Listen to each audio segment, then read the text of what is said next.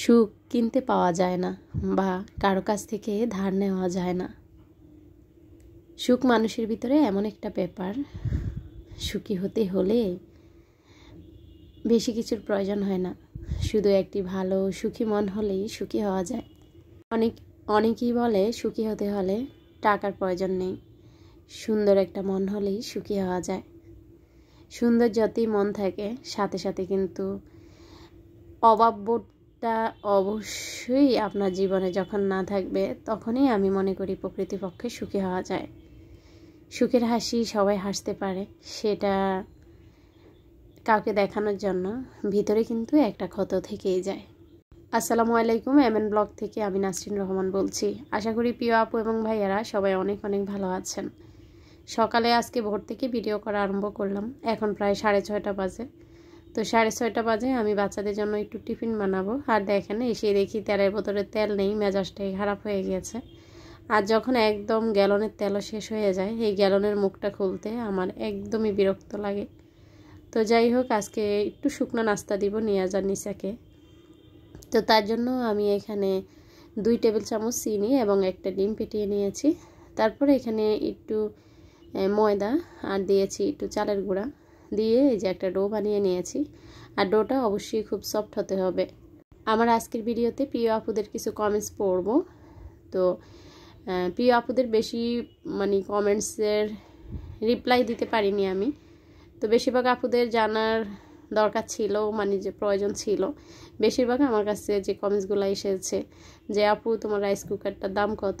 তো ইনশাল্লাহ আজকে যেহেতু রাইস কুকার নিয়ে রান্নাবাড়ি করব, তো আপনাদেরকে দামটাও বলে দিব। এই তো তারপর আমি এগুলাকে বিভিন্ন শেপে কেটে নেব। তো আমার কাছে কিন্তু এই পিঠাগুলো কাটার জন্য যে কাটারগুলো সেগুলো আছে। তো প্রথমে আমি কিছু এই সাইজ কেটে নিয়েছি। আর এই পিঠাটা কিন্তু আপনারা খুব সহজে বাচ্চাদের টিফিনে দিতে পারেন, বা হঠাৎ করে কোনো মেহমান বাসায় চলে আসলো এটা বানিয়ে দিতে পারেন। এটার সাথে চা হলে পিঠাটা কিন্তু খেতে খুবই মজা হয়। তো যাই হোক, দেখতেই পেয়েছেন আমি পিঠাটা কিভাবে বানিয়েছি। তো আমার কালকে থেকেই খুব ঠান্ডা লেগেছে, পাশাপাশি হালকা একটু জ্বরও আছে, শরীরে অনুভব করতেছি। তা আসলে আবহাওয়াটা এত খারাপ কি বলবো, দেখা যায় একদম ভাবসা গরম, তার উপরে লোডশেডিং তো আছেই। তো দেখা যায় ঘামাচ্ছি, আবার ঘাম শুকিয়ে যাচ্ছে। তো তার জন্য দেখা যায় যে বেশিরভাগ মানুষই অসুস্থ হয়ে গিয়েছে, বড় মেয়েটারও অনেক ঠান্ডা লেগেছে। তো যাই হোক, এই যে কিছু ফুল টাইপের আর কিছু হার্ট শেপের কেটে নিলাম। এগুলা দেখলে নিচে অনেক খুশি হয়, এই আর কি। তো আমি কিন্তু এগুলা বানিয়ে গ্যাসের ওষুধ যেহেতু সকাল সকাল খেয়ে নিয়েছি, তারপর দেখা যায় যে একটু খেয়ে পানি খেয়ে নিয়েছি আর কি।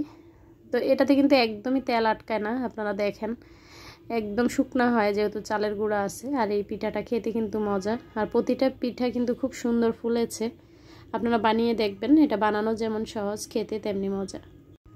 তো আপনাদের ভাইয়ার আর নিয়াজের কাজ আর কি বলবো, দেখেন নতুন অতিথি বাসায় নিয়ে এসেছে। এই তো নিয়াজ কালকে যখন বাসার নিচে গেল, তো দেখে একজন লোক অনেকগুলো মুরগির বাচ্চা নিয়ে এসেছে।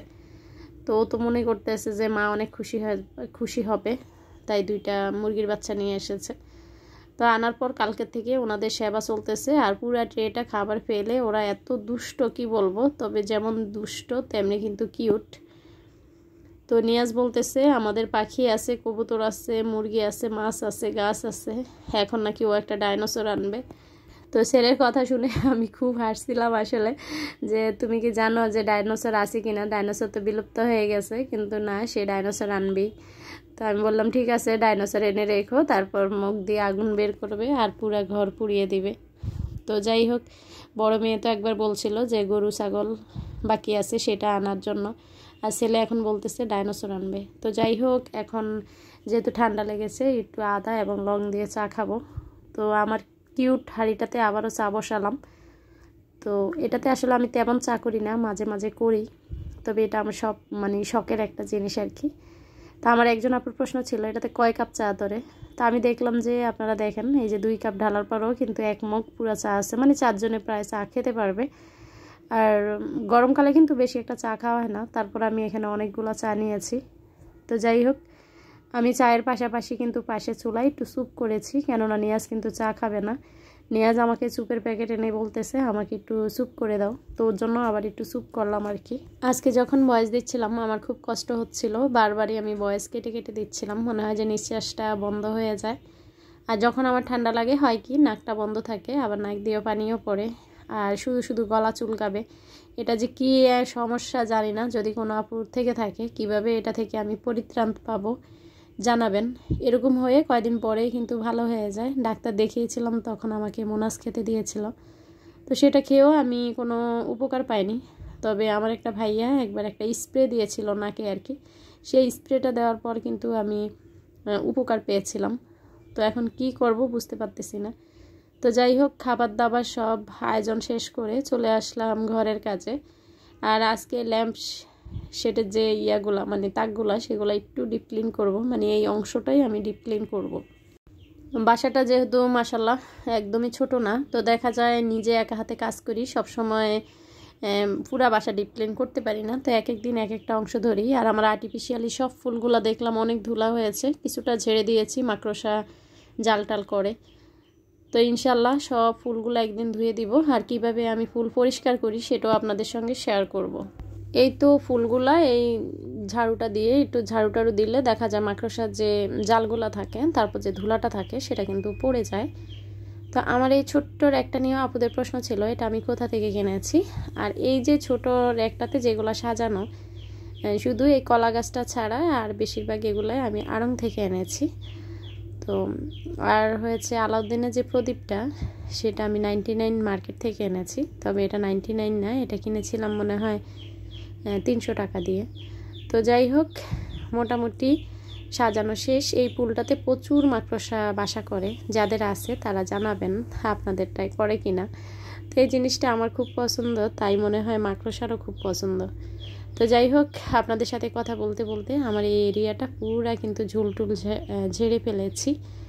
আমি সবসময় বলি যেহেতু একা হাতে কাজ করি, তাই এক এক দিন আমি ঘরের এক একটা অংশ কিন্তু গুছিয়ে নিই।